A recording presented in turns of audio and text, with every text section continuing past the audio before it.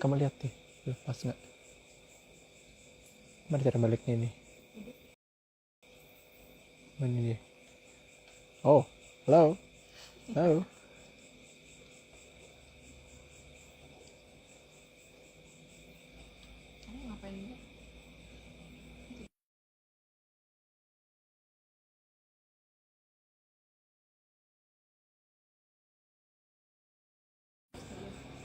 Tak, eh.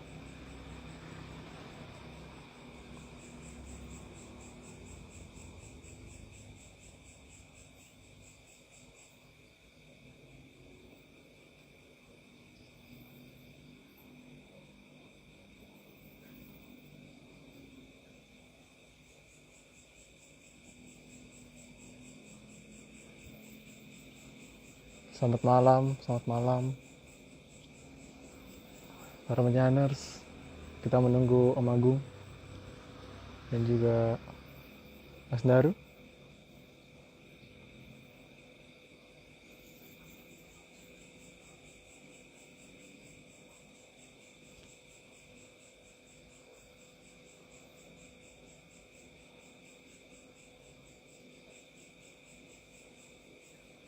Miring ya? Pak.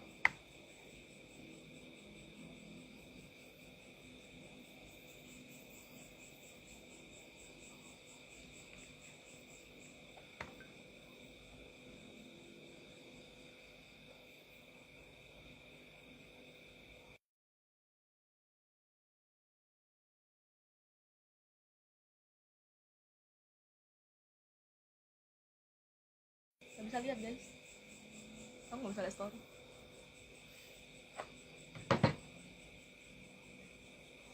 Gambarnya miring. Maaf ya, aku silinder.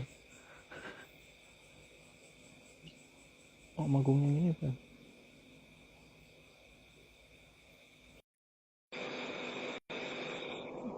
Miring, miring. Oh, landscape. Oh, Halo, iya, iya. halo Halo miring Pak tadi. Gung. Sekarang baru agak miring. Ah, Halo, halo, lupa. halo Bapak. Bapak YS kalau Halo. tadi tuh miring. Lupa. Ah, Iya, nggak apa-apa. Yang penting udah bener sekarang. Selamat ya, Heskel. aduh. Terima kasih loh. Kok terima Selamat. kasih? Kan aku cuma ngucapin selamat. Loh, aku mengucapkan terima kasih saja. Nanti sampai ketemu di Jogja ya. Iya, Aku aku menunggu kebetulan kedatanganmu. ya, ini juga diminta pulang soalnya dia pasti balik sih. Uh, Kita tahun baruan di Jogja ya. ya, Ini di sini sekali-sekali. ada ini apa namanya? Ada peserta baru di ruangan sini nih. Cuman mungkin Oh, dia nggak mau ikut masuk. Tapi ntar nih, ayo Mas ini Mas, nunjuk nongol sebentar Mas.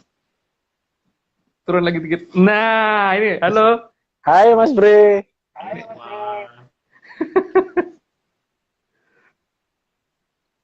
Sudah lama tidak bertemu dengan Mas Bre Agus. Iya. Kapan-kapan kita dari sini ke anu lagi. Boleh, boleh. Ini Mas Darunya mana Mas Daru? Belum Ya, masuk ya? masih menunggu Mas Daru Soalnya untuk request join. aku tadi sampai 2 kali loh requestnya karena sebenarnya udah request loh kok, tapi kok nggak di approve approve gitu. Aku Coba bingung, dicek kok ulang. akunnya beda gitu. Oh gitu. Iya, tak kira Aku perasaan biasanya bukan pak akunnya. pakai biasanya pakai akun ini kok nggak pernah ganti kok. Oh, Biasa, ini kan khusus untuk yang IG yang ini biasanya memang. oke, sebentar. Hmm.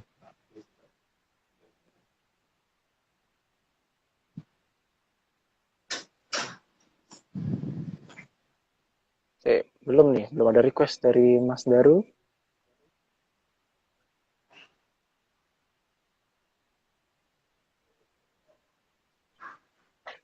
Coba Oh, ya. gini tadi ya. Aku tadi kebalik ya. Ya tadi miring. Tadi miring. Iya.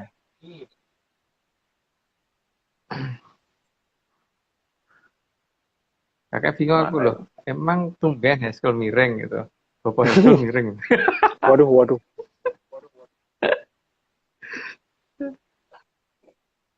Mana ini? Ayo Mas Daru. Banyak nih slide-nya. Nanti yang paling dikit tuh mungkin 88 ya, paling dikit ya. Berapa itu Om?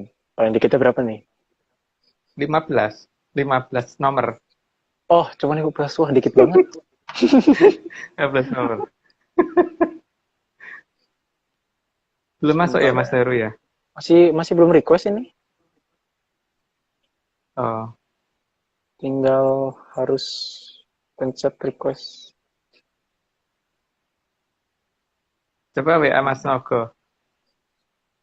Sebentar. Kalau aku WA hilang ya live-nya nanti. Oh gitu ya. Pakai HP yang lain? Enggak ini. Kan HP itu 8 toh. Banyak banget HP-ku. Sebentar ya. Iya. Lihat wajahku dulu. Mana nih Mas Daru? Belum request.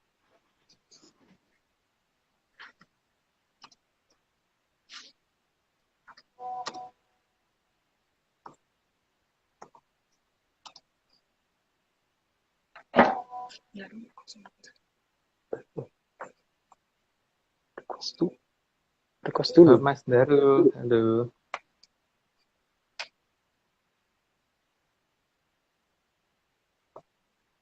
Harus request dari Mas Darunya. Tapi kadang-kadang Oh, nggak keluar loh. Udah. oh ini. Pak. Aku invite deh. Oke. Bisa nggak nih? Nah, Ini akhirnya, tapi masih gelap. akhirnya Mas.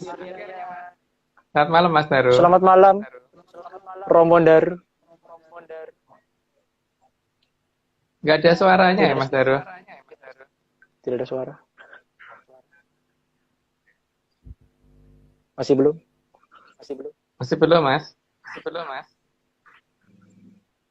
Coba di mute kali kepencet kali Om. Pencet mute.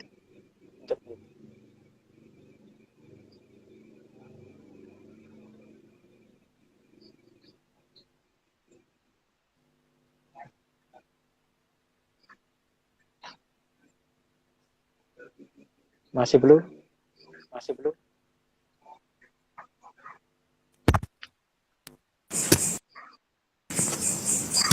Coba. Belum.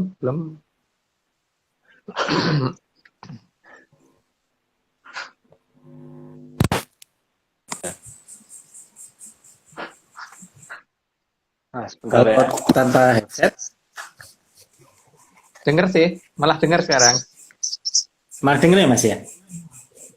Gini Iya, aja sekarang nih. dengar. Oke, itu aja dengar kok. Oh ya. Oke.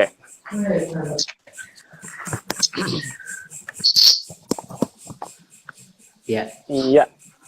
Oke. Selamat malam seluruh menyaners dan juga Bapak Agung dan Romo Daru. Jadi malam ini kita masih di Sang Puspo Tajem, part 19,91, membahas tentang Songsong Agung Kang Kinembanan Wit Sawo Kecik. Ada sekitar 118-an slide, banyak sekali. Mau langsung aja kali ya, biar tidak lama-lama. Ya. Slide pertama. Sudah siap minum? Mas Daru? Sudah saya siapkan Mas Agung. Oke, monggo. Oke, monggo Mas. Oke, mulai nggih. Ya. Iya. Slide pertama. Pusaka harus memiliki rangka. Karena jika tidak memiliki rangka, maka pusaka tersebut akan mencari rangka sendiri. Dan apabila itu terjadi, justru bisa sangat membahayakan. Itu versi kita ya. Tapi kan ada orang yang ngomong enggak, pusaka harus ngikutin kita, dia harus nurut gitu kan. Itu ada orang yang ngomong begitu. Tapi kalau kita kan enggak. Pusaka tuh ya kayak kita pelihara harimau. Nanti kalau nggak dirawat ya dia nerekam gitu kan. Tapi itu kan kata kita. Kalau kata orang kan boleh beda. Lanjut Mas. Slide kedua, rangka pusaka biasanya terbuat dari kayu. Meski kadang ada juga yang terbuat dari gading. Tapi biasanya pada pilih dari gading, makanya kita yang harus bisa menentukan supaya dianya jangan sampai banyak protes amat gitu. ini mau nggak kamu ya karepmu gitu kan. Kita bisa gitu loh. Ya lanjut Mas. Slide ketiga, ada bermacam jenis kayu yang biasanya digunakan sebagai rangka pusaka. Dan biasanya yang dipilih adalah jenis kayu kueni atau kayu cendana.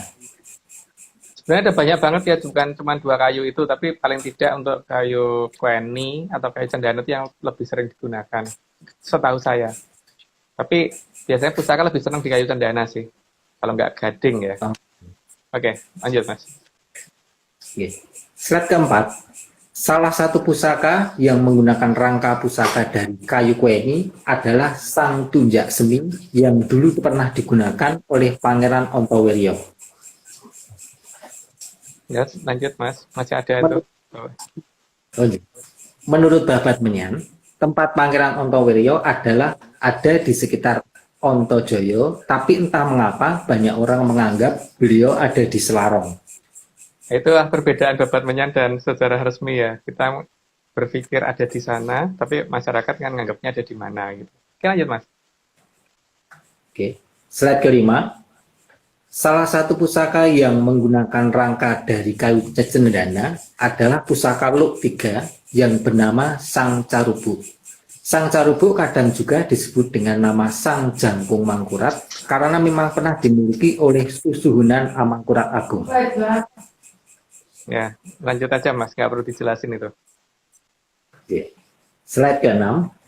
Rangka pusaka dari Sang Carubu menggunakan bagian dari kayu cendana yang sangat bagus dan dinamakan Sang Cendana Sari. Cendana Sari itu intinya ya, jadi biasanya kalau pohon cendana udah besar itu, sehingga bagian dalamnya itu, kalau orang Jawa ngomong galihing gitu, atau inti itu apa ya, kambium. Apanya itu ya, mungkin kambium namanya kalau dalam bahasa kekinian ya. Itu yang sampai gede banget, makanya dinamakan Cendana Sari. Jadi bukan pinggiran, bukan kulit pinggiran. Lanjut Mas. Oke.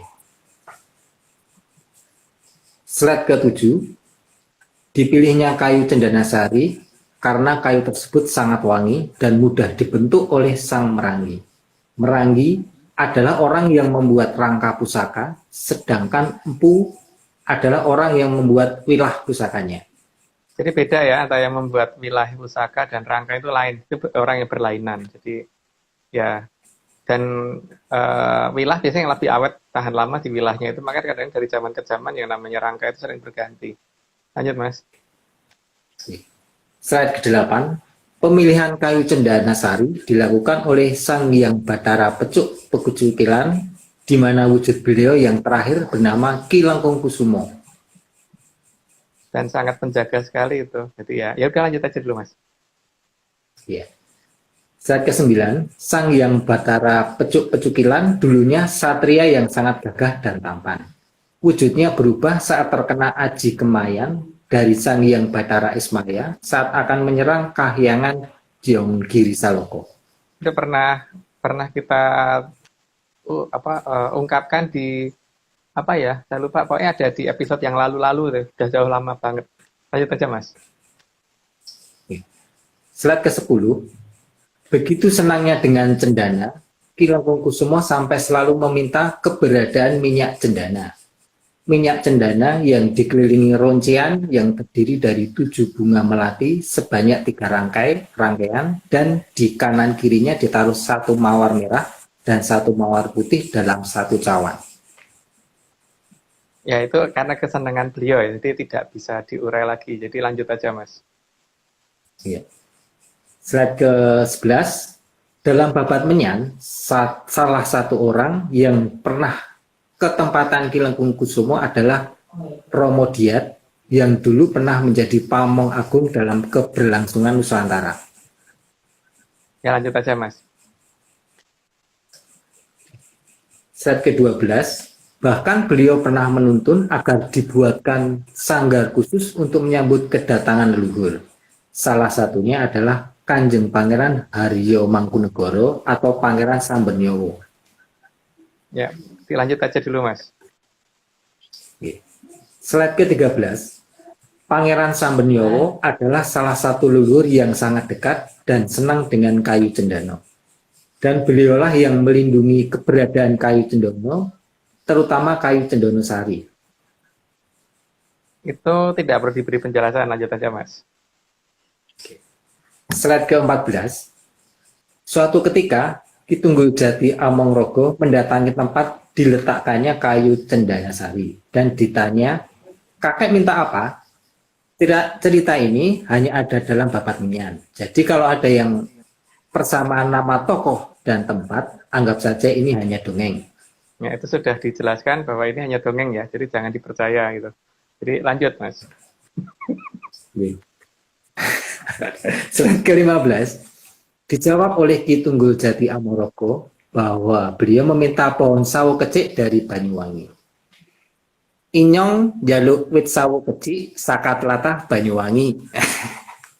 Ya, gitu. Kata-katanya kayaknya begitu. Semoga mendekatilah. Lanjut Mas. Slide ke-16. Maka Sang Cendonosari selalu memerintahkan untuk mencari dan menjebol pohon sawo kecil tersebut untuk menambah kekuatan yang ada di negaranya. Bukan selalu Mas, tapi lalu. Lalu tadi katanya. Kebanyakan kata se. Gitu. Lanjut Mas. Ya. Slide ke-17. Pohon tersebut dijebol, lalu dibawa menggunakan helikopter ke ibu kota tempat Sang Cendonosari berada. Pohon sawo kecil diletakkan di salah satu tempat yang dijadikan tanda bahwa beliau akan mengakhiri tugasnya dan akan pulang karena sudah diundang oleh Sang Ibu Pertiwi. Itu cerita dalam Babat Menyan loh ya. Jadi jangan kalau misalkan ada kejadian yang mirip, jangan dianggap sama gitu. Lanjut Mas. Oke. Slide ke-18. Untuk menjebol dan membawa pohon sawo kecil itu sangatlah susah dan butuh upaya yang sangat besar. Namun, apakah benar yang diminta oleh Ki Lurah Tungguljati Joyo Amonggrogo adalah seperti itu? Tentu saja itu tergantung kepada yang mengartikan dan semuanya bebas menerjemahkan apa yang dimaksud. Ya, dan ada perbedaan dengan kita. Lah, perbedaannya nanti ke belakang di lanjutnya. Lanjut Mas. Slide ke-19. Pohon sawo kecil adalah salah satu pohon yang besar tapi berbuah kecil. Karena ada juga pohon besar berbuah besar dan pohon kecil tapi berbuah besar. Ya kan kayak semangka itu kan pohonnya kecil tapi buahnya besar. Tapi ada juga kan pohon yang besar buahnya kecil gitu. Jadi kalau sawo kecil termasuk yang pohonnya besar tapi buahnya kecil. Lanjut Mas. Slide ke-20. Dalam buah sawo kecil terdapat biji yang dinamakan kecik. Penamaan itu berdasarkan nama yang ada di Jawa. Jadi jika beda daerah bisa berbeda pula namanya. Itu justru kita pengen tahu sebenarnya di daerah lain namanya apa. Itu kalau di Jawa namanya kecik ya, isi dari biji dari buah sawo itu. Tapi kalau di luar Jawa apa namanya, mungkin nanti ada yang bisa membantu kita untuk supaya kita ngerti namanya apa gitu. Oke lanjut Mas. Slide ke-21. Di Jawa berdasarkan Babat Menyan, permainan dakon yang pakem seharusnya terdapat 2 kepala naga di kedua ujung dakon tersebut. Nama lain dari permainan dakon itu adalah congklak. Itu permainan yang digunakan oleh anak-anak zaman dulu ya, baik perempuan, baik laki-laki, tapi mayoritas yang suka bermain itu biasanya perempuan, biasanya. Lanjut Mas. Slide ke-22. Dakon lebih umum dimainkan oleh perempuan, meskipun terkadang anak lelaki juga memainkannya. Kebablasan, lanjut aja Mas. Jadi, slide ke-23. Permainan dakon butuh konsentrasi dan perhitungan yang tepat agar semua kecik bisa masuk ke dalam lumbung. Lumbung digambarkan sebagai cekungan yang paling besar di antara kanan sang pemain. Kalau untuk anak-anak kan biasanya untuk latihan ngitung gitu. Jadi supaya nggak tepat terus, jatuhnya tepat terus sampai menang gitu. Biasanya kalau pemain yang kalau shoot gitu, kalau pertama kali main itu yang pertama kali biasanya bisa menang itu karena langsung bisa habis semuanya. Tapi untuk yang lawannya bisa nggak ada sama sekali, kecuali kalau dia ada salah langkah satu lah itu bergantian jadi balik. Oke lanjut aja Mas. Slide ke-24. Permainan dakon hampir mirip dengan permainan catur, meskipun tidak serumit dan seterkenal catur. Dan sangat tidak serumit catur banget karena itu lebih gampang lah menurut saya loh. Lebih gampang dan untuk tingkat usia yang lebih muda lagi itu biasanya. Jadi lebih gampang tapi tetap latihan mikir, latihan ngitung dan sebagainya. Ya, lanjut Mas. Slide ke-25. Jadi, permainan dakon adalah permainan yang dahulu merupakan permainan anak perempuan. Dan biasanya anak perempuan yang masih pada posisi, kalau kita ngomong masih pakai menggunakan metode Sang Hyang Maharani ya. Gitu, lanjut Mas. Slide ke-26, sehingga menurut Atlantis Research Center, yang dimaksud oleh Ki Tunggul Jati Jayamorogo adalah sebagai payung keprabon dengan landaian yang terbuat dari kayu sawo kecil. Landaian adalah penamaan untuk tongkat atau tiang penyangga pada payung agung atau tombak. Itu versi kita ya, versi Atlantis Research Center dari Babat Menyan. Jadi boleh diartikan macam-macam karena semua orang berhak mengartikan apapun. Lanjut Mas. Slide ke-27. Keberadaan payung agung tersebut untuk menandai mulai munculnya Sang Kartasura. Lanjut dulu karena kebablasan nanti kalau saya. Slide ke-28. Maka payung agung tersebut oleh tim Atlantis Research Center dinamakan Sang Harso Nebo. Harso atau Arso berarti akan dan Nebo berarti menuai. Nebo Mas, Harso Nebo akan menuai. Bukan Nebo ya, Nebo. Monggo lanjut Mas. Ya, slide ke-29. Karena kedatangan Sang Harso Nebo berarti juga kembalinya Sang Hyang Bathari Maharani sehingga semua kebaikan akan segera kembali. Enggak perlu jelasin, lanjut aja Mas. Slide ke-30. Semua akan muncul di saat yang tepat dan tidak akan pernah terduga-duga oleh manusia. Mungkin kalau sudah dekat waktunya mungkin bisa terduga, tapi mungkin nggak menduga kalau itu adalah gejalanya gitu loh. Jadi lanjut Mas. Slide ke-30. Semua akan muncul slide ke-31. Bahkan sudah diceritakan dengan jelas di awal atau jejeran wayang kulit Jawa bahwa hal tersebut akan kembali ketika munculnya Sang Jamur Dipa. Itu di jejeran wayang kan ada pernyataan bahwa akan muncul dari lengkahing jamur dipa ya. Jadi kata-kata lengkapnya sih mungkin mendekati begini ya, kan negara yang Adidoso Purwo itu loh, ada cerita yang negari Adidoso Purwo. Itu mungkin nggak perlu diceritakan detail deh, tapi kayaknya begitu. Jadi lanjut Mas.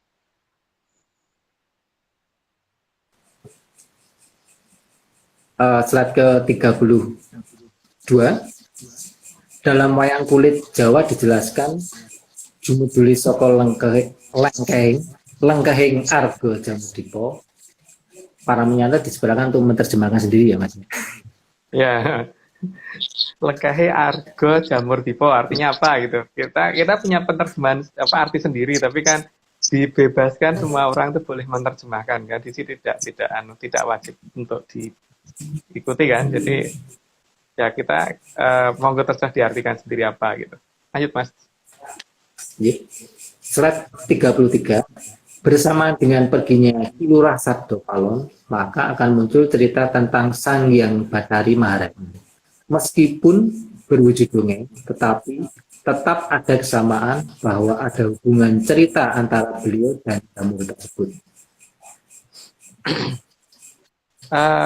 Entah gimana, dongeng di negara sana, di seberang sana, itu juga biasanya menggambarkannya kalau ada anak kecil yang pakai sayap, yang bisa terbang, itu biasanya tinggalnya di jamur gitu kan.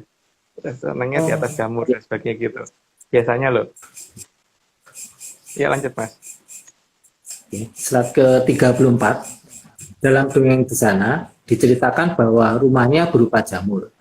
Mungkin ada sedikit perbedaan penyebutan dengan keberadaan keraton Jamur Dipa yang ada di wayang kulit Jawa. Jelas beda banget karena bahasanya juga udah lain kan. Tapi ada kesamaan menunjukkan pola jamur gitu. Lanjut Mas. Slide ke-35. Sang Hyang Bathari Maharani lah yang akan membuat perubahan paling mendasar di alam raya. Sehingga masa depan akan menjadi lebih indah. Jadi, meskipun kita dianggap sebagai orang yang gagal, tapi beliau yang akan membuatnya menjadi berhasil. Ya, Ya namanya betari ya seperti itu. Dia tidak ingin ada sesuatu hal yang buruk di alam raya. Lanjut Mas.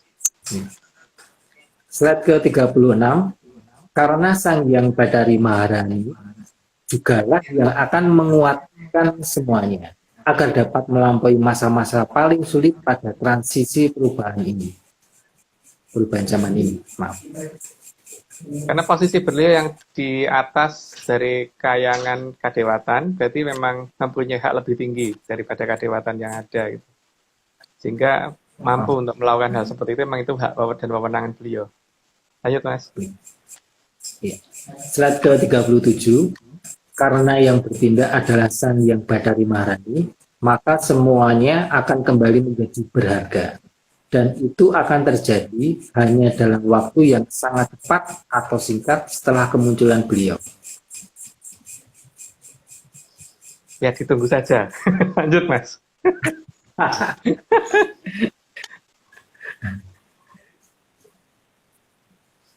Ya lanjut, monggo. Slide ke-38, karena Sang Hyang Badari Maharani termasuk dalam Sang Hyang Toto Winanci, maka beliau sangatlah sanggup untuk menata ulang manusia agar bisa menghadapi kegelapan meskipun masih jauh. Ya namanya juga betari yang tatarannya di atasnya Sang Hyang Badari Kanastren kan. Dari Kanastren kan ada di kayangan di tempatnya Sang Hyang Badara Ismoyo itu masih di atas dari kayangan kadewatan yang lain. Jadi memang punya hak dan wewenang sampai sebegitunya. Menurut Babat Menyan ya, bukan menurut kebanyakan yang dipercaya orang. Lanjut Mas. Slide ke-39, maka Sang Kartasura akan terlihat seperti orang yang sering dikelilingi satu perempuan kecil bersayap kupu-kupu yang berwarna kuning dan teriak lucu, yang selalu menuntun apapun yang akan dan harus dilakukan oleh Sang Kartasura. Tapi ini tergantung kemampuan melihat kan, jadi tidak nggak tahu apakah kalau seperti saya itu bisa melihat apa tidak. Tapi kalau orang lain mungkin bisa, mungkin kalau saya malah nggak tahu deh bisa apa tidak. Lanjut Mas. Slide ke-40, kekuatan aneh juga sering diberikan di saat yang tepat, sehingga Sang Kartasura tidak akan bisa menggunakan kekuatan tersebut tanpa seizin dari Sang Hyang Badari Maharani. Ya supaya nggak kayak dulu menggunakan menggunakan biar nggak ngawur gitu. Karena bagi beliau yang penting bagaimana menjaga alam raya kan, bukan bagaimana merusak alam raya. Lanjut Mas. Slide ke-41, terkadang terlihat cahaya kemilau di seputaran Sang Kartasura. Itu dikarenakan Sang Hyang Badari Maharani yang sedang terbang ke sana kemari. Tapi nggak tahu apakah kalau seperti saya bisa melihat apa enggak, tapi ya mungkin ada orang yang nanti akan bisa melihat, tapi kalau seperti saya itu nggak tahu bisa melihat apa enggaknya, nggak ngerti malah. Lanjut Mas. Slide ke-42, bahkan terkadang juga akan terlihat seperti ada kunang-kunang di tangan Sang Kartasura. Namun pastinya tidak semua orang akan bisa melihatnya. Ya itulah. Lanjut aja Mas. Slide ke-43, juga kadang terlihat sangat banyak sinar kemilau di sekitaran Sang Kartasura. Itu diakibatkan dari ikut turunnya para bidadari dari kahyangan karena mau membantu Sang Hyang Badari Maharani. Berarti mungkin malah justru kelihatan paling jelas pada saat malam kali ya. Kalau siang mungkin nggak begitu jelas sekali. Tapi yang nggak tahu, mungkin kalau ada orang yang kepekaannya tinggi mungkin melihatnya lebih gampang. Tapi kalau seperti saya nggak tahu, saya ngelihat apa enggaknya nggak ngerti. Lanjut Mas. Nah, bentar nih. Slide Itu yeah. yang gambar bidadari kuning tadi kok kayak film Tinkerbell dan Peter Pan gitu kan? Yeah. Atau Yeah. gitu ya? Sih kayaknya tuh aku cuman gitu. Ya mungkin karena susah nyari gambarnya mungkin. Gitu. Oh mungkin. Monggo. Lanjut. Kurang ke atas itunya, laptopnya kurang ke atas. Ya pas sekarang. Oke. Mari lanjut Mas. Slide ke-44, dalam serat Jongko bahkan disebutkan bahwa kemunculannya akan diikuti Gatotkaca Mayutoyuto. Itu ada sih di beberapa tulisan memang demikian ya. Sebetulnya bakal kadirakan Gatot Kaca Kang Mayuta Yuta gitu. Yang nggak tahu itu artinya apa, tapi yang jelas itu kalau dikatakan begitu tuh pasti terlihat kan, bukan nggak terlihat gitu. Kalau nggak terlihat kan gimana mungkin orang bisa ngomong Gatot Kaca Mayuta Yuta gitu. Berarti artinya sesuatu yang terlihat dan jumlahnya sangat amat banyak gitu. Karena di Jawa itu kan biasanya dikatakan kalau nama Yuto Yuto itu artinya belum tentu 1 juta, tapi bisa lebih, bisa kurang, tapi yang jelas tidak susah dihitung gitu. Dalam jumlah yang sangat banyak dan susah dihitung. Oke lanjut Mas. Ya. Slide ke-45. Karena tatarannya bukan hanya di satu negara saja, maka penggambaran kedatangan Gatot Kaca Kang Mayuta Yuta juga digambarkan oleh negara lain dengan diterbangkannya lampion yang menyala dan jumlahnya yang sangat banyak. Dan biasanya kan hal seperti ini dirayakan sebagai awal tahun baru kan, ini mendekati tahun baru. Kan kalau di cerita versi dongeng kita itu berarti di pergantian zaman kan akan munculnya Gatot Kaca Mayuta Yuta gitu. Lanjut Mas. Slide ke-46, bahkan hampir di semua negara juga menganggap kilauan cahaya sebagai perayaan kebahagiaan di muka bumi, sebagai penanda pergantian masa atau zaman, meskipun saat ini hanya sebagai pertanda pergantian tahun. Jadi kodenya itu sudah ada di mana-mana gitu. Cuman kita mungkin membacanya karena untuk perayaan dan itu pasti akan diikuti dengan kesenangan banyak orang kan. Jadi bukan diikuti dengan penderitaan gitu loh munculannya. Karena pasti orang pada gembira ketika Gatot Kaca Mayuta Yuta nanti muncul gitu. Dan biasanya dilambangkan dengan pergantian tahun atau pergantian, ya kalau di kita berarti kan ngomongnya pergantian zaman kan. Pergantian zaman, cuma pergantian zamannya kapan lah itu kita juga masih belum mengerti gitu ya. Lanjut Mas. Yeah. Slide ke-47, pertanda pergantian zaman ini juga dilambangkan dengan pertanda pergantian tahun yang pastinya disambut sebagai kebahagiaan manusia. Sinar dan kilauan cahaya ini bisa membuat semua orang tersenyum bahagia. Sungguh sangat aneh itu kalau misalkan kemudian orang susah atau sedih malah melihat seperti itu gitu. Seharusnya kan orang bahagia kan, senang dan kalau perlu sampai tepuk tangan, sampai teriak-teriak, sampai saking kesenangannya gitu melihat seperti itu gitu. Jadi yang diinginkan Sang Yang Murah ini pergantian zaman itu seperti itu ya. Jadi bukan sesuatu hal yang mengerikan gitu. Seharusnya. Lanjut Mas. Yeah. Slide ke-48, meskipun sedang bersedih, tapi kalau sudah saatnya Sang Yang Badari Maharani datang, maka semua akan mulai bersuka cita. Karena garis alam akan menjadi jelas, di mana pada saat itu Kayangan dan Arcapada bisa kembali terkoneksi. Kembalinya satu hal yang sudah hilang dari negara kita gitu kan. Satu hal yang sudah dilupakan oleh banyak orang dan sesuatu yang bahkan mungkin dihilangkan dari semua pakem gitu loh yang ada gitu saat ini. Nah, tapi itu harusnya kedatangannya membawa kebahagiaan bukan membawa penderitaan untuk banyak orang. Walaupun mungkin di masa menjelang itu ada gejolak yang cukup besar, tapi itu harusnya tidak begitu lama segera teratasi. Ya semoga kita semua sanggup melewati itu. Lanjut Mas. Slide ke-49, maka semua kondisi yang ada pada saat ini seperti sambungan yang terputus, kayangan yang hanya menjadi bengeng, dan timbangan yang selalu berat pada sisi salah, semuanya akan berbalik. Jika orang tidak lagi melihat kayangan hanya sebagai filsafat, Mas. Saya itu paling nggak suka dengan filsafat soalnya. Ngomongin gitu terus. Karena itu yang menjauhkan kita selama ini gitu loh. Dan dikatakan orang kalau mau ngerti tradisi harus ngerti filsafatnya dulu. Itu nggak akan bisa. Pasti nyasar. Dijamin deh. Lanjut Mas.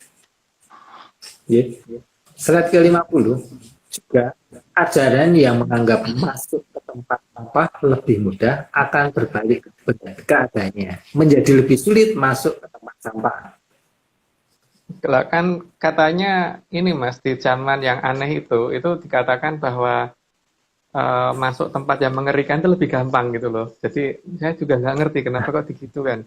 Karena cerita dari nenek moyang, dari eyang-eyang saya dulu, itu nggak begitu. Katanya kalau orang itu ngerti jalan, itu nggak akan sesulit itu seharusnya. Tapi nggak tahu kenapa yang terjadi jadi seperti ini gitu loh. Tapi kan itu hak orang memilih ya, memilih untuk mencari cara yang susah atau yang gampang itu hak masing-masing sih. Dan ini kan cuma dongeng juga ya, jadi bukan sesuatu hal yang wajib diikuti. Lanjut Mas. Slide ke-51.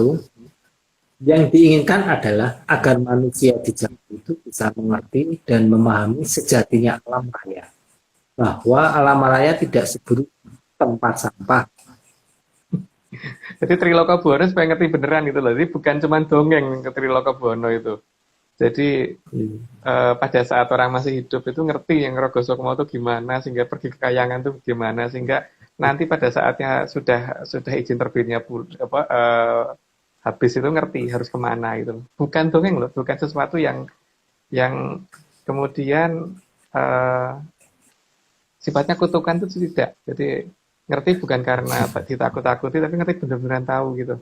Seperti Mas Daru pulang ke rumah tuh ngerti jalannya ya begitu, bukan Mas Daru cuma didongengi bahwa rumahmu di sana tapi bait itu kali atau di mana atau ternyata tempat pembuangan sampah atau enggak begitu ya. Ada perbedaan argumen dengan yang di zaman yang aneh itu gitu. Kalau di zaman yang itu nanti memang lain banget. Lanjut Mas. Slide ke-52 juga diinginkan oleh Sang Pencipta agar di zaman itu manusia tidak lagi sulit menuju kayangan. Dasar untuk masuk kayangan adalah mengetahui jalan menuju ke sana, bukan pada seberapa baik dan buruk kita. Karena pada dasarnya setiap manusia punya sisi kebaikan. Ini ada zaman yang cukup aneh Mas, menjelaskan bahwa untuk mencapai kayangan itu harus orang yang baik gitu. Coba sekarang gini ya, kalau orang dari Jakarta menuju ke Surabaya itu yang bisa nyampe ke Surabaya itu orang yang ngerti jalan atau orang yang baik gitu. Karena saya orang yang ngerti jalan toh, orang yang ngerti naik trayek angkutannya apa gitu kan, jamnya berangkat jam berapa, beli tiketnya di mana, yang tahu itu kan yang nyampe dan yang punya sumber daya cukup untuk bisa menggunakan fasilitas yang ada gitu loh. Bukan berdasarkan baik atau tidak. Masalahnya tapi yang nggak tahu ada zaman di mana orang merubah itu semua gitu di ini. Tapi ya itu berdasarkan dongeng Tinkerbell tadi ya yang dikatakan sih. Lanjut Mas. Slide ke-53. Karena berjalan menuju kayangan bukan seperti berjalan di atas tali yang sangat tipis. Nah, gimana mungkin kalau orang Jamu Josokmo itu tidak ada pengaruh gravitasi ya, jadi nggak ada yang namanya orang jatuh itu nggak mungkin gitu harusnya. Lanjut Mas. Slide ke-54, dalam bapaknya diceritakan bahwa jalan menuju kayangan itu justru sangat luas dan di sana gravitasi sudah bekerja sehingga tidak perlu ada yang takut jatuh jurang yang dalam. Itu perbedaan yang menyoloknya di situ kan, seolah-olah kesulitan masuk ke kayangan itu seperti itu, tapi ternyata enggak loh, sangat gampang. Justru terbalik sekali, malah masuk ke tempat yang susah, membuat orang menderita itu lebih sulit seharusnya, bukannya lebih gampang, malah lebih susah. Tapi lebih gampang untuk masuk ke tempat yang lebih bahagia kan seharusnya begitu ya. Kalau versi di dongeng kita gitu. Lanjut Mas. Slide ke-55, seperti gambaran di Arcapada, setiap tempat sampah pasti berada di pinggir jalan dan membuat jalan pasti menjadi listrik. Hal ini bisa dimaklumi karena jika tempat sampah diletakkan di tengah jalan, pasti akan menutupi jalan dan mengganggu arus lalu lintas. Jadi kode tentang keberadaan tempat sampah itu harusnya kita perhatikan Mas, karena tempat sampah itu kan tempat sesuatu barang yang tidak berharga kan, yang sudah tidak dinilai ada harganya gitu. Dan tempat sampah itu nggak ada yang ditaruh di tengah jalan gitu. Jadi artinya apa? Selalu dipasangnya di pinggir jalan, dan di pinggir jalan pun kalau bisa jangan sampai mengganggu orang yang jalan kaki gitu kan tetepan. Jadi kalau misalkan dikatakan lebih mudah masuk tempat sampah itu aneh. Harusnya lebih mudah berjalan di tempat yang lebar gitu, dan jalan yang lebar itu pasti ada seharusnya. Tapi karena perbedaan asumsi, yang monggo saja. Toh ini juga dongeng toh Mas. Lanjut Mas.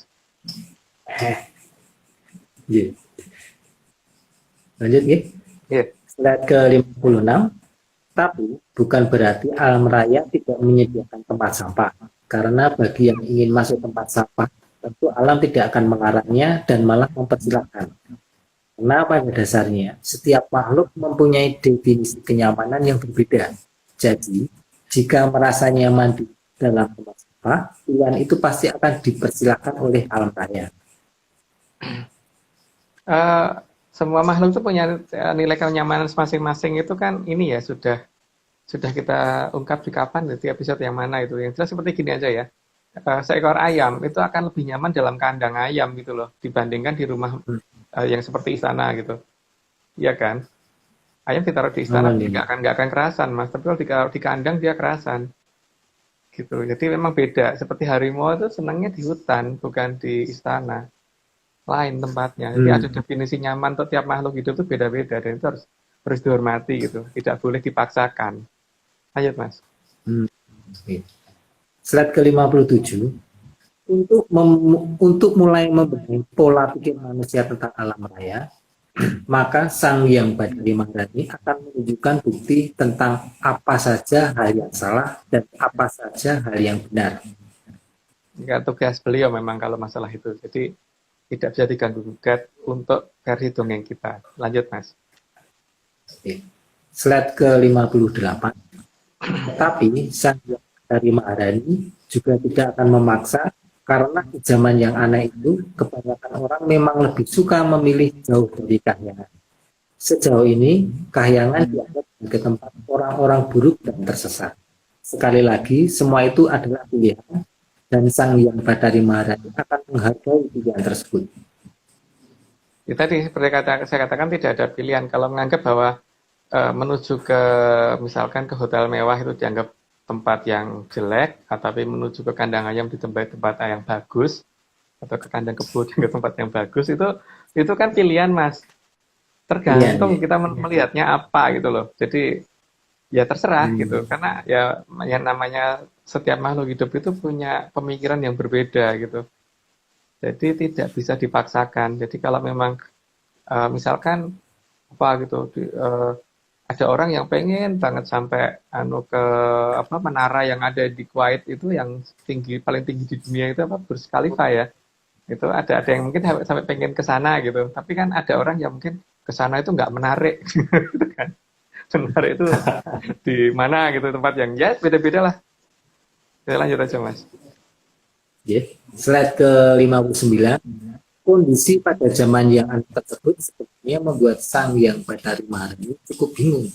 Karena banyak orang yang merasa dekat dengan Sang Pencipta, tapi kedekatan itu menjadi bertambah aneh karena ketika dipanggil oleh Sang Pencipta malah menghindar, merasa dekat dan akrab, tapi takut jika dipanggil. Ini kejadian yang paling aneh di zaman itu gitu loh Mas. Jadi merasa dekat dengan Sang Pencipta, tapi kalau dipanggil Sang Pencipta itu, dipanggil kehadiratnya, itu menghindarnya sejadi-jadinya gitu loh. Kalau di zaman leluhur kita, menurut Dapat Menyan dulu, kan kita ngerti yang namanya proses, yang namanya Prabhu Sukmo. Jadi raga ini tinggal dulu untuk menghadap Sang Pencipta dulu ketika dipanggil, kan nanti balik lagi kan bisa. Tapi di zaman itu beda, dianggap itu tersesat, terus kemudian mereka itu merasa lebih dekat, tapi kalau dipanggil tuh kabur atau menghindar, enggak jangan gue gitu. Mungkin begitu kali kasarannya. Tapi itu bukan orang lain dulu ya. Tapi bukan di zaman ini ya. Saya ngomong di zaman itu ya. Ya lanjut Mas. Aneh.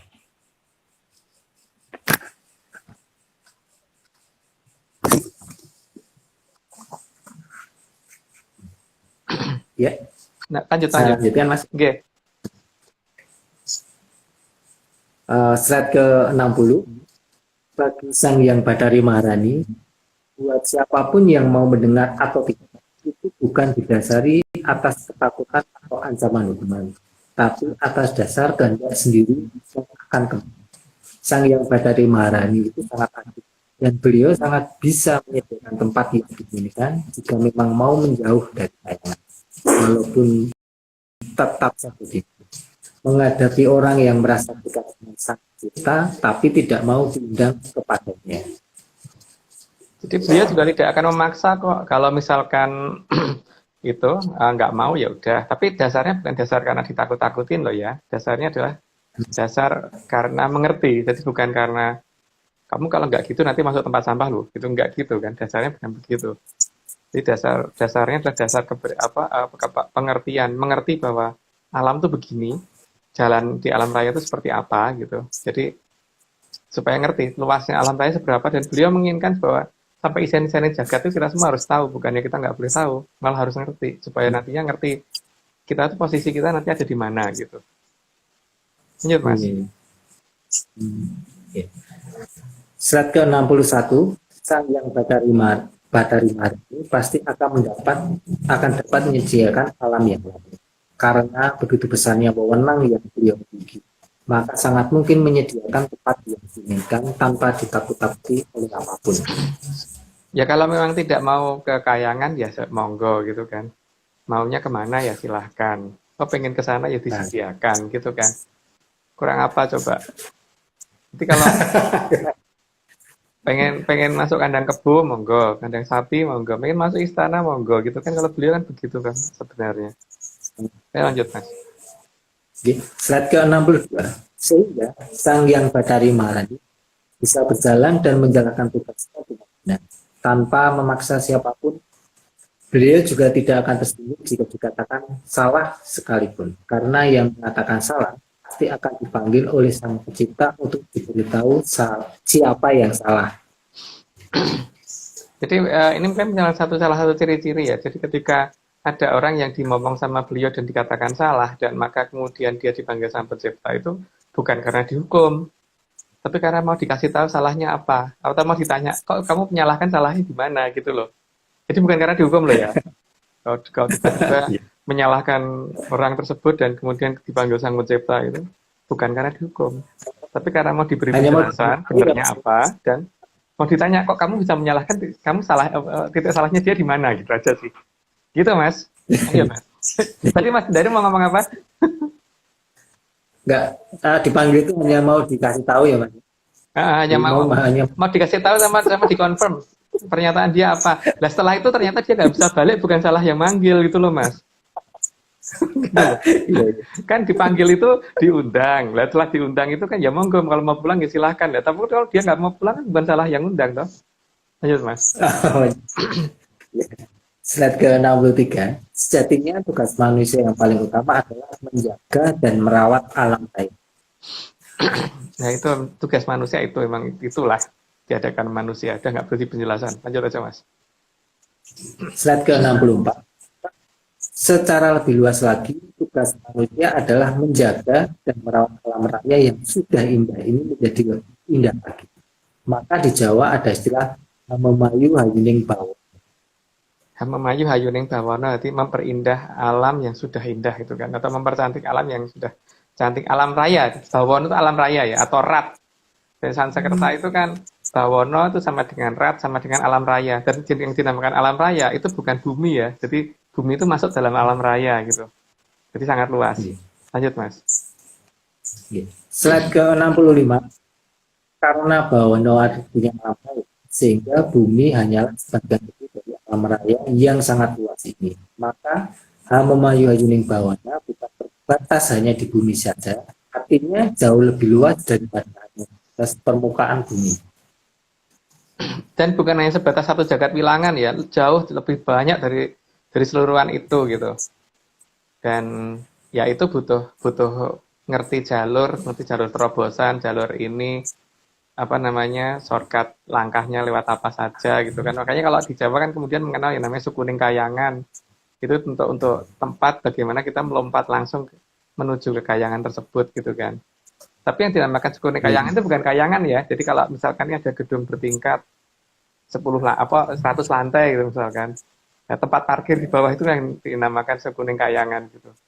Jadi belum masuk gedungnya ya. Belum masuk gedungnya, baru parkir depan, mau masuk tempat parkir itu yang dinamakan Sukuning Kayangan. Lanjut Mas. Slide ke-66, yang diinginkan oleh sang pencipta adalah menjaga alam raya.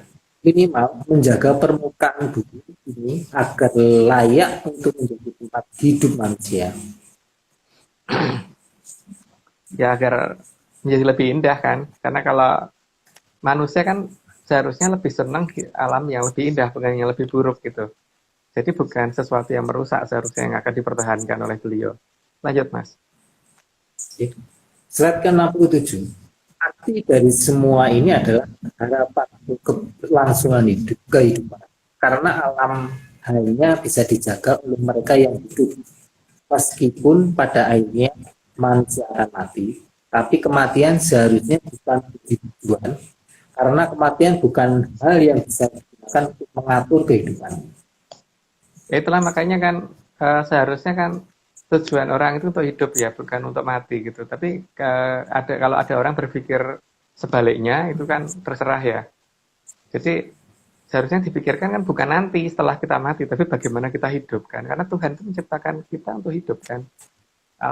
Yang Maha Kuasa ini menciptakan manusia untuk hidup. Dan dengan hidup itu kita berarti akan bisa mengendalikan alam, bukan setelah nggak hidup kan seharusnya.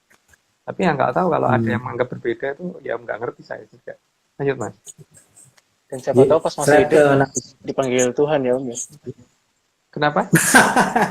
Diundang Tuhan gitu. Jadi bisa balik lagi maksudnya. Bukan yang diundang paksa. Oh nggak diundang paksa, diundang karena menyalahkan sesuatu yang layak yang mungkin karena ini ya apa namanya itu kan seharusnya itu benar, tapi kok dikatakan salah dan ngomong salahnya tuh kemana-mana. Jadi kan kalau dipanggil ya dia harus memberi klarifikasi, dan setelah memberi klarifikasi terserah mau pulang atau mau kemana. Berarti kan itu salah, itu haknya dia. Tapi ternyata nggak pulang ya bukan salah yang manggil gitu kan. Hukum itu bukan dihukum kok. Lanjut. Slide ke-68. Agar manusia bisa mengatur, maka dasar utamanya adalah bisa melihat. Karena tanpa melihat yang diatur atau yang dirawat, maka kemungkinan hanya halusinasi. Jadi yang namanya melihat itu beneran melihat loh ya. Jadi bukan astral loh. Harus diingat bahwa kalau gini aja deh, kalau ada orang kabur karena ketakutan melihat hantu, itu berarti kan hantu yang dia lihat itu pasti bukan astral. Kalau orang lihat hantu itu astral, pasti dia nggak akan kabur, karena itu hanya dalam pikiran kan.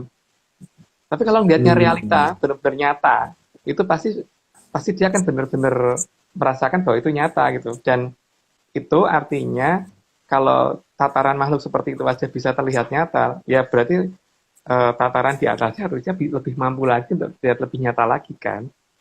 Jadi kalau alasannya masih melihat KW astral, itu kalau di babat minyak dikatakan sangat amat meragukan sekali banget gitu loh. Jadi harusnya nggak begitu soalnya. Melihat itu nggak seperti itu. Jadi kalau itu nggak melihat namanya. Lanjut Mas. Ya. Slide ke-69. Alam raya ini tidak semua makhluk bisa melihat dengan dua mata. Dan melihat yang tidak terlihat dengan dua mata. Seyogyanya menjadikan urusan agar mereka bisa tertata dan tidak lihat. Karena yang diatur oleh manusia itu bukan hanya sesuatu yang bisa dilihat dengan dua mata itu kan. Ya. Tapi yang seharusnya termasuk sesuatu hal yang halus gitu. Contohnya gini loh. Seperti apa namanya? Panas, energi panas itu kan nggak kelihatan. Dilihat dengan mata nggak kelihatan tuh bentuk energi panas itu. Tapi kalau nggak diatur, itu kan membuat jadi bisa merusak kan. Makanya untuk seperti geotermal itu bisa digunakan, tapi itu kan nggak bisa dilihat bentuknya apa sih, panas itu kayak apa sih gitu kan. Atau listrik itu bisa dilihat nggak sih gitu. Orang kesetrum bisa, tapi nggak bisa ini tuh, nggak bisa ngelihat bentuk listrik itu seperti apa. Kecuali lompatan listrik beda ya. Listrik yang dalam kabel itu loh, ketika kabelnya dikelupas listrik lewat kawat gitu, apa kelihatan itu listriknya lari gitu kan, enggak. Tapi kalau dipegang baru kerasa. Kan itu termasuk sesuatu yang harus diatur manusia kan, itu belum tentu sesuatu yang terlihat loh, tapi kan sesuatu yang belum tentu terlihat itu bisa diatur dengan menggunakan logika, dan ada yang menggunakan cara-cara lain gitu, dan semuanya itu harus bisa diatur, dan syarat mengatur itu bisa mengetahui, bisa mendeteksi, dan bisa melihat, itu kan seharusnya.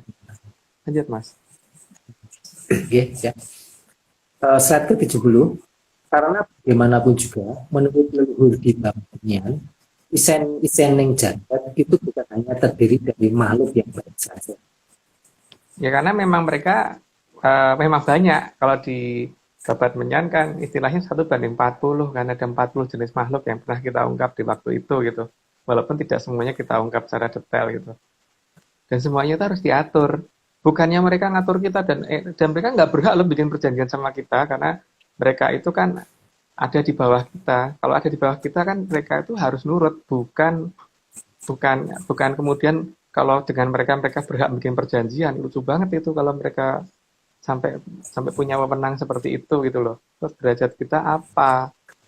Tapi yang jelas kan untuk bisa ngatur mereka ya harus bisa melihat. Kalau nggak melihat gimana bisa ngatur gitu kan Mas. Lanjut Mas. Oh iya. Slide ke-71.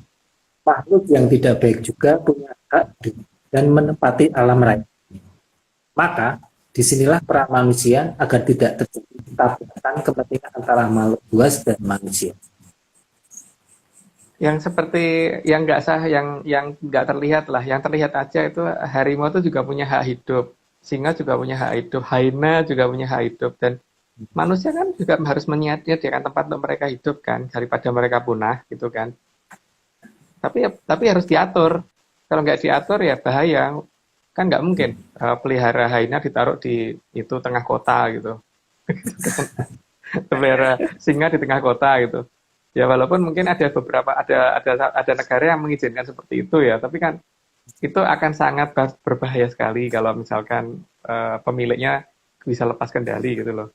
Jadi sebaiknya itu kan mereka ada tempatnya sendiri, bukan hidup di dekat-dekat dengan sesuatu yang bisa mereka mangsa gitu kan. Dan tapi yang paling penting adalah bagaimana mengatur mereka dan untuk mengatur ya minimal bisa ngeliat dulu. Kalau nggak bisa ngeliat gimana bisa ngatur. Itu lanjut Mas. Slide ke-72. Manusia memiliki hak untuk menikmati jalannya alam raya ini, tapi bukan berarti kita bebas mengusir mereka. Apalagi jika mereka sudah lebih lama menempati tanah di mana mereka tinggal. Ya mereka kalau diusir-usir ya pertama apakah kita ngerti bahwa mereka pergi atau tidak, itu kan masalah yang pertama itu kan. Terus apakah kita punya hak seperti itu juga itu loh, karena dia kan menempati tanah itu lebih lama. Kan yang penting bagaimana kita mengendalikan mereka dan mengubah pola makan mereka kan, yang paling penting itu kan. Dari kebiasaan makan daging, makan buah, terus digeser ke makan kembang gitu kan, seharusnya gitu ya. Bukan kemudian dibiasakan kembali untuk tidak makan kembang, sehingga mereka makan daging lagi. Kita lanjut Mas. Ketiga, sehingga apapun yang mereka lakukan, tugas manusialah yang mengatur. Agar mereka tidak liar dan semakin banyak. Apalagi kalau tata cara untuk melihat mereka justru dihilangkan. Tugas manusia mengatur mereka loh ya, bukan kita diatur mereka ya. Dan tugas mengatur itu syarat utamanya adalah bisa melihat mereka dan tidak takut dengan mereka. Gimana mungkin kita bisa ngatur sesuatu yang kita sendiri takut gitu loh Mas. Lihat aja belum tentu terus takut lagi, itu nggak mungkin bisa ngatur udah. Itu syarat utama itu berani dan bisa lihat. Kalau nggak melihat dan syarat melihatnya pasti bukan astral kan. Lanjut Mas. Slide ke-74, dasar dari semuanya adalah bagaimana manusia mampu mengatur makhluk tersebut. Untuk mengatur mereka, maka posisi manusia harus berada di atas mereka. Sehingga sangat aneh kalau manusia dikatakan harus membuat perjanjian mereka karena makhluk di bawah manusia tidak punya hak apapun untuk menuntut dan mengajak bergabung. Ya memang orang nggak punya hak Mas, karena sesuatu yang di bawah itu nggak punya hak untuk mengatur atasan kan, itu nggak usah di hukum di alam raya, di kantor manapun pun seperti itu kan. Pimpinan itu berhak ngatur anak buahnya, dan anak buah nggak berhak ngatur pimpinannya gitu kan. Walaupun bikin serikat buruh sekalipun gitu loh. Pimpinan itu punya wewenang lebih tinggi daripada anak buah, dan itu harus diakui. Begitu juga kalau kita adalah orang yang harusnya diberi tugas untuk mengatur alam raya, dan alam raya itu isinya ada mereka salah satunya, ya mereka tuh harus nurut sama kita, dan mereka nggak punya hak untuk ngatur kita. Tapi ya itu bisa ngatur itu ada dua hal kan, bisa melihat dan tidak tahu dengan mereka dulu, itu dulu kan masalahnya. Jadi harus ada sesuatu yang lebih dari kita yang mereka takutin. Tapi kalau kita takut sama mereka itu yang jadinya harusnya kita pertanyakan, terus kenapa ada ajaran apa yang hilang di negara kita sehingga semuanya terbalik. Yang tadinya mereka takut sama kita kok jadi kita takut sama mereka gitu. Lanjut Mas. Ayo. Slide ke-75, perjanjian hanya bisa dilakukan manusia yang setara, bukan dengan makhluk yang posisinya berada di bawah tataran manusia. Ya, setahu saya begitu ya, namanya perjanjian itu seperti perjanjian jual beli tanah, perjanjian apapun, itu kan pada posisi yang setara. Masa iya Mas mau ngadakan perjanjian sama Munyok gitu? Nggak mungkin kan? Masa iya kita mau ngadakan perjanjian dengan wedus gitu kan? Nggak mungkin toh. Ngadakan perjanjian itu dengan makhluk yang tatarannya sama gitu loh, bukan yang di bawah kita. Tapi kalau ada orang mau melakukan perjanjian dengan Munyok gitu, itu ya kita nggak mungkin bisa ngelarang toh Mas, itu haknya dia gitu. Lanjut Mas.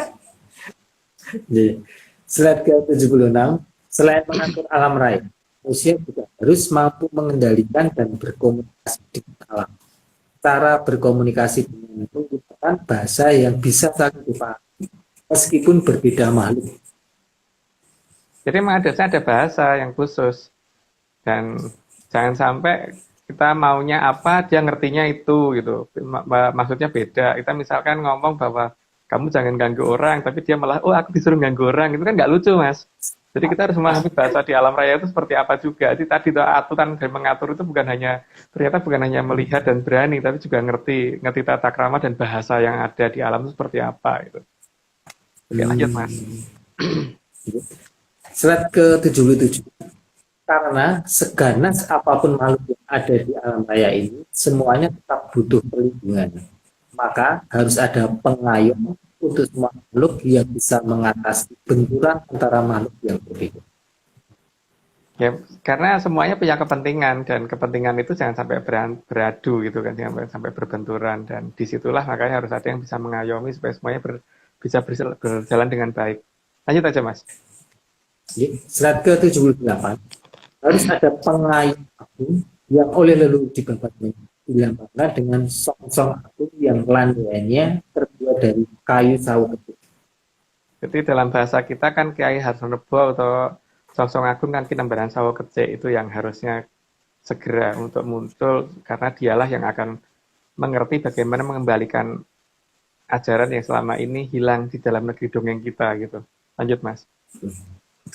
Slide ke-79, dan gerbang terbukanya rahasia apa yang selama ini hilang, ada kerajaan besar yang ditutupi dengan pelambang payung susung 3.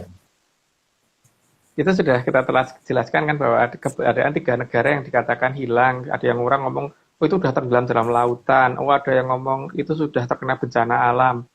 Ya nanti kita buktikan aja. Sebenarnya mereka masih ada apa tidak. Tapi kalau menurut babat menyan kita, mereka masih ada. Dan ya karena mereka masih ada, berarti mereka pasti akan ikut campur tangan dalam perubahan kondisi nanti gitu. Lanjut Mas.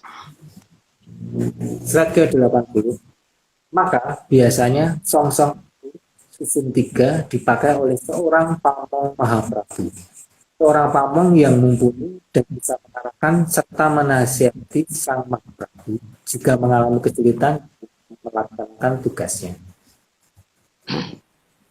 Jadi jadi beda dengan zaman sekarang. Kalau zaman sekarang kan yang penting bagaimana dia bisa mempunyai pandangan yang jauh dan luas serta kebijaksanaan yang tinggi. Tapi kalau zaman dulu tuh yang namanya pamong juga mengerti bagaimana cara untuk berhubungan dengan kadewatan. Dan itu nyata gitu. Jadi bukan hanya pada batas bahwa aku merasa begini, nggak boleh. Kalau hanya merasa ya berarti enggak. Gitu. Lanjut Mas. Slide ke-81, payung agung Sang Harsono harus berupa payung yang kemasan karena sebagai pertanda kembalinya Sang Ero Cokro. Ero berarti emas, bukan Heru Cokro. Jadi kalau kita ngomongnya Ero Cokro ya, bukan Heru Cokro. Tapi ya itu kan hak masing-masing. Karena kalau Heru itu artinya Heru Horo atau bencana. Ero itu kan artinya keemasan. Jadi Ero Cokro kan zaman menuju ke zaman keemasan. Jadi bukan zaman menuju ke bencana alam gitu loh. Bencana alamnya tuh mungkin kalau ada ya hanya sebagai tanda untuk sebagai pas ganti zamannya aja pas akhir zamannya. Tapi bukan kan zaman yang kita tuju bukan zaman itunya, tapi zaman setelah itunya kan. Atau yang Iya, dinamakan iya. zaman ero, zaman ke apa kalau subuh. Lanjut Mas. Iya. Slide ke 82. Gemerlapnya payung perahu Sang Harsono menunjukkan datanya sang gemerlap yang terlihat kecil. Gemerlapnya mengelilingi sang payung perahu tersebut. Makanya ada itu kan apa tuh namanya rumbe-rumbenya itu kan. Lanjut Mas. Oh, iya, iya. Slide ke 83, kebenaran sesuatu yang terlihat kecil tapi punya kuasa yang sangat besar dan sanggup mengatur semuanya bahkan sampai ke masa depan. Ya itu tergantung dari jenis dongeng apa yang dibaca gitu. Ini kan jenis dongeng kita ya. Jenis dongeng orang lain bisa beda lagi gitu. Kalau orang lain mungkin menganggap bahwa yang besar yang ngatur semuanya, yang kecil nggak bisa ngatur. Gitu. Tapi kenyataan di kita beda. Karena makin ke atas ternyata makin kecil, bukan makin besar. Makanya piramid itu kan makin ke atas makin kecil, bukan makin gede. Iya, iya. Bangunan-bangunan itu biasanya juga begitu kan, makin ke atas itu makin meruncing ke atas, makin melancip, bukan makin melebar gitu. Jadi makin ke atas itu bukan makin besar, tapi makin kecil berdasarkan apapun yang ada di bumi ya, biasanya seperti itu gitu. Tapi ya nggak tahu kan ada yang beranggapan lain nggak bisa, makin ke atas itu makin gede. Silakan ketika ada piramid kebalik itu mungkin ada gitu kalau untuk posisi orang-orang yang menganggap makin atas makin besar. Bahkan menara gedung setinggi apapun, walaupun mungkin ada ya saat ini bisa dibikin mendatar ke atas begini, tapi nanti makin lama makin harusnya makin mengecil ke atas itu, bukan makin membesar. Lanjut Mas. Ya. Slide ke 84. Karena sebagai bagian dari Sang Hyang Toto Madani, maka Sang Hyang Bathari Madani berhak membunyikan lonceng sebagai tanda perubahan zaman. Ya makanya biasanya mendekati lonceng berbunyi itu ada aja yang terjadi gitu kan. Ada aja, tapi nggak tahu yang ada itu apa aja gitu. Nggak ngerti aku, tapi yang jelas mendekati lonceng berbunyi. Lanjut Mas. Ya. Slide ke 85, dan biasanya penggambarannya berupa dua buah lonceng yang menunjukkan keberadaan Sang Hyang Bathari Madani dan Sang Hyang Bathara. Ya karena ada dua emang di satu kayangan itu, cuma nama kayangannya beliau kita belum bisa ungkap di sini gitu. Jadi yang jelas di atas ngalang-ngalang kumitir ya. Gitu. Lanjut Mas. Ya. Slide ke 86.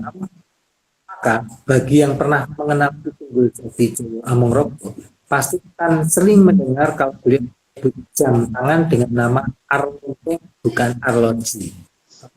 Ya kalau kita Tunggul Jati emang nyebutnya begitu sih, nggak pernah beliau nyebut namanya jam tangan itu jam tangan atau arloji itu nggak pernah, pasti yang bilang arlonceng gitu. Oh, Arlonceng, nggak mau nyebut arloji kalau beliau. Lanjut. slide ke 87. Maksud dari Ki Tunggul Jati Joyo Amongropho bahwa putaran waktu ada yang menguasai dan yang menguasai adalah 24 Sang Hyang, di mana Sang Hyang ke-24 sering dikatakan sebagai 0000, yang artinya hanya bisa melaksanakan hal yang digariskan oleh ke-24 Sang Hyang yang ada di atasnya. 23 Sang Hyang Mas di atas. Jadi nomor 24 itu kan jam 24 ini sebenarnya jam 00.00 kan. Jadi bukan 24. Tapi kalau 23 nyebutnya masih 23. Iya kan? 22 masih 22. Tapi 24 nyebutnya 00. Berarti artinya dia hanya bisa menjalankan tugas dari atasannya. Dari atasnya, tapi bukan dia penentunya gitu. Dan ini pernah kita ungkap kok dulu di wiki yang sebelumnya teman di berapa saya lupa. Lanjut Mas. Slide ke 88. Dan salah satu wujud dari Sang Hyang yang menjaga urutan waktu adalah Sang Hyang Bathari Madani yang akan turun sendiri jika dirasa jalannya zaman mengarah pada hal yang tidak baik bagi keseluruhan makhluk itu. Nggak perlu diberi penjelasan. Lanjut aja Mas. Slide ke 89. Maka Sang Hyang Wening memberikan tongkat untuk mengatur alam raya kepada Sang Hyang Bathari Madani. Tongkat tersebut saat ini bentuknya menyerupai tongkat komando. Tapi ini jangan disamakan dengan kondisi zaman sekarang ya. Mungkin hanya menyerupai saja gitu. Tapi ini versi dongeng Tinkerbell kita gitu. Lanjut Mas. Slide ke-90. Karena terinspirasi dari tongkat Sang Hyang Bathari Maharani, maka tongkat yang saat ini bentuknya dikenal seperti tongkat komando akan memiliki dua bagian yang cemerlang. Tidak perlu diberi penjelasan, lanjut aja Mas. Slide ke-91 untuk menjelaskan bahwa tradisi keberadaan tongkat komando sudah ada sejak peradaban lampau yang telah mengenal Sang Hyang Bathari Maharani. Ya, sayangnya pakem ini hilang kan, sehingga akhirnya seolah-olah baru zaman sekarang menggunakan itu. Lanjut, Mas. Slide ke-92. Karena dengan tongkat ini juga, Sang Hyang Bathari Maharani berhak buka peradaban yang sangat maju, yang saat ini tidak bisa dilihat. Ya, karena saat ini memang kita juga bukan hanya tidak bisa dilihat, tapi kita sendiri juga tidak ingin lihat kan, Mas. Masalahnya kan tidak mencari juga kok, gimana ini. Pertama tidak mencari, menganggap mereka sudah nggak ada, menganggap mereka sudah hilang, menganggap mereka sudah terkena bencana alam. Terus mencarinya malah ke tempat yang jauh dari tempat peradaban mereka. Dan malah tidak berusaha mencari dari negara sendiri gitu kan. Dan menggunakan literatur asing yang pasti akan menghilangkan itu gitu. Jadi ya memang nggak akan bisa ketemu kalau caranya seperti itu. Lanjut Mas. Slide ke-93. Tanpa disadari, tongkat Sang Hyang Bathari Maharani biasanya akan menjadi mainan yang cukup digemari oleh anak-anak perempuan, bukan anak-anak laki. Bukan anak laki-laki ya, tapi pasti anak perempuan yang suka mainan seperti itu gitu. Lanjut Mas. Ya. Slide ke-94. Dan anak-anak perempuan yang masih suka memainkan tongkat tersebut biasanya merasa mempunyai dunia sendiri. Yang sayangnya oleh orang dewasa dianggap sebagai dunia fantasi, imajinasi anak-anak saja. Ya di anak-anak di usia itu ketika masih menggunakan wujudnya Sang Hyang Maharani, terutama yang perempuan itu seperti punya hidup seperti punya dunia sendiri gitu kan. Makanya kadang-kadang kalau mainan sambil ngoceh gitu. Dan ya seperti itulah. Lanjut aja dulu. Ya. Slide ke-95. Anak-anak adalah dunia yang gemilang. Ya. Di sana hanya ada orang yang seharusnya di sana tidak ada yang bersedih. Jadi dunia anak-anak itu, di dunianya yang masih Sang Hyang Maharani itu, juga biasanya mereka suka atau bermain boneka yang kecil, yang menunjukkan bahwa bagaimana mereka pengen kayak pengen dekat seperti itu gitu. Pengen dekat kepada wujud itu, kepada wujud yang Maharani. Tapi ya, itu kan berdasarkan cerita dongeng kita. Lanjut, Mas. Slide ke-96. Di dunia itu juga tergambar jelas akan adanya makhluk-makhluk yang ada di dunia kita ini. Jadi patut dicermati ulang. Apakah ini sejatinya benar-benar hanya khayalan anak-anak saja? Jadi memang itu harusnya kita mulai memperhitungkan kan sebenarnya yang diceritakan anak kecil itu sebenarnya apakah itu benar atau hanya khayalan gitu. Ya mungkin untuk saat ini banyak orang anggap itu cuma bayangan mereka. Itu hak masing-masing orang. Lanjut Mas. Ya. Slide ke-97. Namun ternyata kemunculan kuda sudah terjadi di atas kantor KPU dan direkam oleh banyak. Jadi bukan hanya oleh satu. Sehingga kalau dikatakan palsu, itu pasti hanya penolakan pakar yang tidak sanggup menjelaskan peristiwa tersebut dengan data dan literasi yang mereka miliki. Ya sampai sekarang gini aja Mas, base Pahala Kencana yang tersesat di hutan Grobogan itu, apa mereka bisa menjelaskan? Pasti nanti kalau sudah beritanya agak jauh, mereka akan ngomong bahwa itu hoax, padahal itu terjadi bener kan? Jadi sesuatu yang dikatakan hoax itu belum tentu hoax tuh. Mungkin aja yang mengatakan lah yang itu, gitu kan? Itu belum tentu hoax yang dikatakan hoax itu. Tergantung kita mau mencari apa enggak gitu. Lanjut Mas. Slide ke-98. Salah satu penggambaran dari beberapa adalah mulai munculnya kuda terbang saat Sang Hyang Bathari Maharani sudah dekat waktunya. Ada kok itu penjelasannya di beberapa serat kuno tentang munculnya kuda putih terbang itu ada. Cuman ya monggo dicari sendiri. Lanjut Mas. slide 99, sudah saatnya memang kita mempertanyakan yang hoax itu yang mengabarkan dalam foto dan video atau justru yang menyatakan itu hoax. Yang benar siapa gitu kan? Karena saat ini kan tidak pernah diizinkan untuk membantah, tapi ya kita lihat yang hoax siapa gitu. Jadi kita lihat aja. Karena bagi saya kalau suatu gambar diambil oleh banyak orang dan itu pasti bukan hoax gitu loh. Lanjut Mas. Slide ke 100, hal yang paling tepat dan benar adalah menunggu apakah itu ada atau hanya sekedar dongeng, dan apakah mitos itu hanya cerita atau memang benar-benar adanya. Suaranya tiba-tiba keputus-putus Mas. Ini mungkin saya ulangi di sini aja ya. Hal yang paling tepat dan benar adalah menunggu apakah dongeng itu ada atau hanya sekedar dongeng, dan apakah mitos itu hanya cerita atau memang benar adanya. Nah, jadi tidak perlu saya jelaskan, kan sudah saya bacakan lagi. Lanjut. Slide ke 101, seharusnya di alam raya ini tidak ada yang kebetulan, karena semuanya sudah ada yang mengatur. Ya kalau ngerti ya begitu, tapi kalau nggak ngerti kan sama aja nggak kebetulan kan. Seperti orang kan nganggap kebetulan, wah Mas Daru kebetulan saat ini yang ada di IG jadi narator gitu. Tapi kan itu bukan kebetulan karena kan kita sudah membicarakan dari kapan tahu gitu kan Mas. Lanjut Mas Daru. Slide ke 102. Apabila semua hal yang tidak masuk logika dikatakan sebagai sebuah kebetulan, maka akan membuat manusia jadi tidak bisa membaca tanda zaman. Tanda-tanda zaman itu bisa terbaca kalau kita semuanya nganggap bahwa semua itu ada yang mengatur.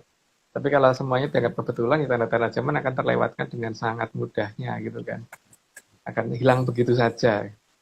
Tahu-tahu loh, gitu aja. Lanjut Mas. Dan ke 103. Kembaliasan yang badan marani ditandai oleh banyak peristiwa seperti kendaraan yang masuk hutan dan tidak bisa keluar hutan lagi tanpa sebab yang jelas.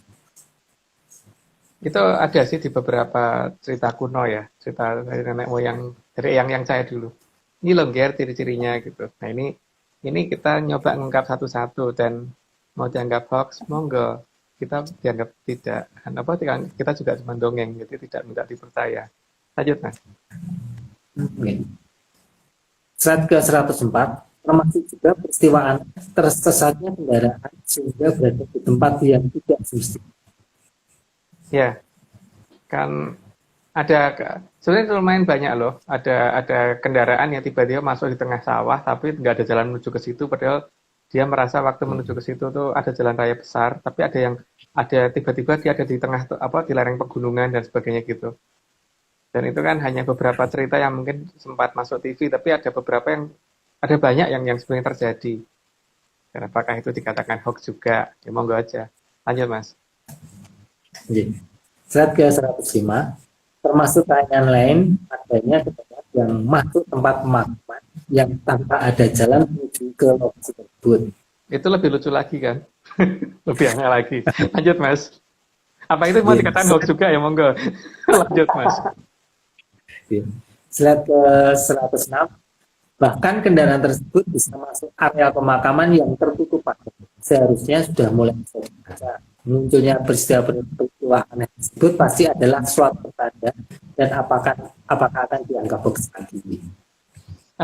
Yang jelas kan peristiwa yang kalau namanya Sang Hyang Morhan itu senang sesuatu yang membuat orang tersenyum kan. Jadi sesuatu yang pasti sifatnya lucu kalau beliau itu senangnya.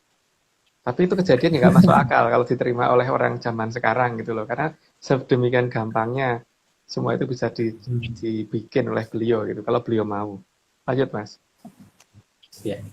Satgas 107, karena semua peristiwa itu untuk mengingatkan manusia agar sadar bahwa tugasnya adalah mengatur alam raya, bukan malah bermain isinya. Yang jelas memang tugasnya adalah tugas kita adalah memegang kendali kan, bukan dikendalikan. Itu yang pertama yang harus diingat tuh itu. Jadi jangan sampai ada makhluk halus itu malah menumpang kita. Karena itu bukan hak mereka untuk melakukan itu gitu. Lanjut Mas. Slide ke 108, tapi setelah semua peristiwa itu, maka manusia akan mulai sadar manusialah yang harus memegang kendali. Keputus-putus saya ulangi lagi. Tapi setelah semua peristiwa itu, apakah manusia akan mulai sadar bahwa manusialah yang harus memegang kendali? Jadi ya terserah sih, kalau misalkan ada dia mau tunduk, kalau misalkan ada kambing memegang kendali juga nggak apa-apa. Tapi seharusnya nggak begitu gitu. Lanjut Mas. 109, semua hanya tergantung pada manusia sendiri mau mengambil alih atau tidak terhadap kontrol alam raya ini, atau hanya menerima saja perlakuan alam terhadap manusia. Setahu saya nenek moyang kita tuh bukan leluhur yang nerima ing pandum loh. Kalau nerima ing pandum kan ketika negara kita cuma dibeli wilayah di sini ya tidak akan ekspansi sampai kemana-mana kan. Ekspansi itu ciri khas tidak nerima ing pandum. Tapi ya terserah sih. Artinya tidak boleh menerima apa adanya gitu kan. Harus menerima ada apanya. Lanjut Mas. Banyak.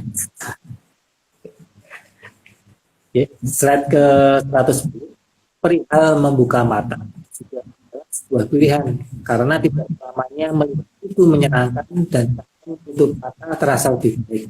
Tinggal pilihan mana yang akan diambil. Ya memang membuka mata tidak selamanya baik. Kadang-kadang orang butuh tidur kok, jadi menutup mata kadang lebih indah emang. Ya kan Mas.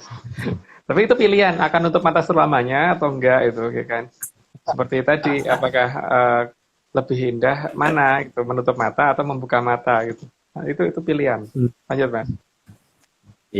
Slide ke 111. Waktu akan terus berjalan dan zaman nanti menuju zaman kala subah. Suka atau tidak suka itu adalah hak masing-masing. Jadi jika tidak mendaki zaman kala subah, juga diberikan untuk menuju alam lain yang diinginkan tanpa ada larangan dan ancaman. Semuanya serba bebas, jadi tidak ada larangan. Dan ini hanya dongeng, jadi tidak wajib dipercaya. Lanjut Mas. 112, dan sebaliknya sang pencipta juga tidak akan melarang kemajuan peradaban asal perawatan terhadap alam raya tetap dilakukan. Maka seharusnya prioritas adalah membangun, bukan merusak atau malah meninggalkannya dengan memilih mati. Memilih mati aja nggak benar, apalagi kalau mematikan sesuatu yang hidup gitu kan. Jadi kalau bisa tugas memelihara alam raya itu bukan mematikan sesuatu yang hidup, tapi menghidupkan sesuatu yang benar-benar jadi lebih hidup lagi gitu. Lanjut Mas. 113. Maka terbukanya peradaban yang sebenarnya dan selama ini juga bilang adalah tugas sang yang bagaimana yang seharusnya membuat manusia. Ya, seharusnya membuat manusia menjadi lebih senang. Lanjut Mas. Slide ke 114. Meskipun akhirnya mau tidak mau kita harus menyadari sejarah yang tercatat secara terlanjur kita percaya itu adalah kebenaran atau bukan. Itu juga adalah pilihan karena ada banyak hal yang harus diungkap, bukan diperkenalkan sebagai cerita yang sudah ada. Tidak beri kasih penjelasan Mas, lanjut aja. Ya cepat selesai. Slide ke 100. Agar semuanya menjadi lebih ya, terus yang sebenarnya menebar dan membangun hoax sejak lama supaya kemudian menjadi penentu apakah sesuatu itu adalah hoax atau bukan. Jadi tidak hanya dimonopoli oleh pola pikir kita. Karena pada zaman yang aneh dan terang, biasanya jika yang tidak sesuai dengan pola pikir kita, maka pasti akan dikatakan hoax. Tadi kalau nggak salah mulai putus-putus di sini deh, karena pada zaman yang aneh itu baperan biasanya jika yang tidak sesuai dengan pola pikir Barat maka pasti akan dikatakan hoax. Sebenarnya kita juga harus mempertanyakan loh, apakah yang dilakukan oleh Barat itu semuanya nyata sih? Apakah itu real semua sih? Apakah itu nggak boleh dibantah sih gitu kan? Masalahnya kan saat ini kita tuh hanya sendiko dawuh kan, pokoknya sains dari sana harus benar gitu kan, belum tentu loh itu. Lanjut Mas. Slide ke 116. Itu semua karena tiap bangsa punya bahasa sendiri, juga alam pun punya bahasa sendiri.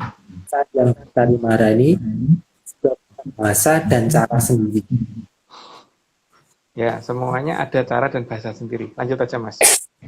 Asik, selesai. Slide 117. Tu arso praptiteng topoto manglong luhut wacalo maweh seming dumadi peradaban taro tumoijo puspito babar gondo arum ninging sumang keng ngangkoso kadil samirono kang arso kamelianing tribuno. Itu tidak perlu dijelaskan. Terima kasih, Mas, sudah bacain. Sekarang bisa minum dengan tenang, sudah selesai. Terima kasih. Mas Daru. Terima kasih Romo Daru. Nah ini ada tambahan lagi, ya ini Titiwanci, Totowinanci, Arlonceng. Ini ada kode baru untuk ditambahan. Kita seperti biasa ada Dahuru Kang Tumukang Lolonan, Sansoyo Daru, Sansoyo Totro, ada Biwero Walter Beksi, kami tahu dan mendengarmu sang 4 Februari, ada juga Telu Telas Tangi. Nah, mungkin sebelum kita mengakhiri, mau promosi dulu nih, ya. Hari Selasa 4 Januari 2022, ada di Zoom, ada di YouTube, ada di Facebook, ada keynote speaker favorit kita, Bopo Agung Bimo Sutejo, yaitu judulnya adalah Sejarah Kejayaan Nusantara yang Terlupakan. Ini kerjasama dengan Kumba, ya ini Kumpul Bahagia Alumni MMUI ya. Ini ada di YouTube-nya, ada di Facebook-nya, juga ada di Instagram-nya. Jadi untuk menyaners yang ingin mendengarkan info tambahan dari Bopo Agung, bisa lihat di YouTube dan sosial media dari Kumba ya. Itu 4 Januari 2022 ya, setengah 8 sampai setengah 10. Nah, sebentar, lihat wajahku dulu. Nggak kelihatan. Oke.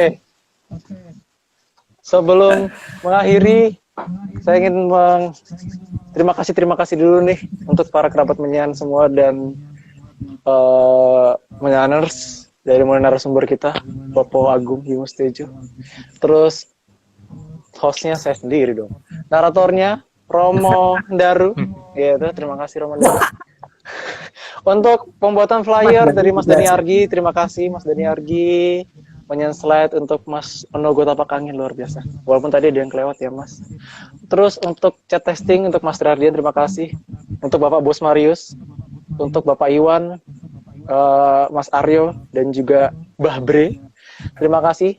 Komentarnya bisa dipakai Mbah Bre. Jadi sekian untuk para menyaners sekalian. Sampai jumpa untuk di episode depan. Aku juga terima kasih pada Mbak Deno dan Bu Rusti. Gitu ya. Terima kasih kepada Mbak Deno dan Bu Rusti. Terus kemudian ini terima kasih juga pada Eyang Heskel ya. Oke, terima kasih. Oh ya, untuk tambahan yang tadi acaranya Bapak Agung 4 Januari itu ada hadiahnya ya, 2 decoder Mola plus free langganan 1 tahun dan juga kaos menyanders. Jadi untuk para menyanders silakan ikut 4 Januari ya di Zoom-nya Kumba dan YouTube-nya. Oke, sampai jumpa. Minggu depan masih Sang Tajam Om? Ya, episode 86 masih. Episodenya ya pokoknya nanti lihat aja deh. Pokoknya masih sekitar masih banyak. Yang agak berkurang jumlahnya nanti berkurang nomornya mungkin nanti yang ke 87, 88 itu mungkin berkurang jumlah penomorannya berkurang. Nggak banyak karena Pak Marius kan yang bacain kasihan yang 87 bahkan 87 mungkin cuma 27 slide mungkin nanti. Bos kita semua. Baik. Terima kasih sekali lagi untuk para menyaners Bapak Agung dan Mas Daru. Sampai jumpa. Sehat, sukses selalu. Mari.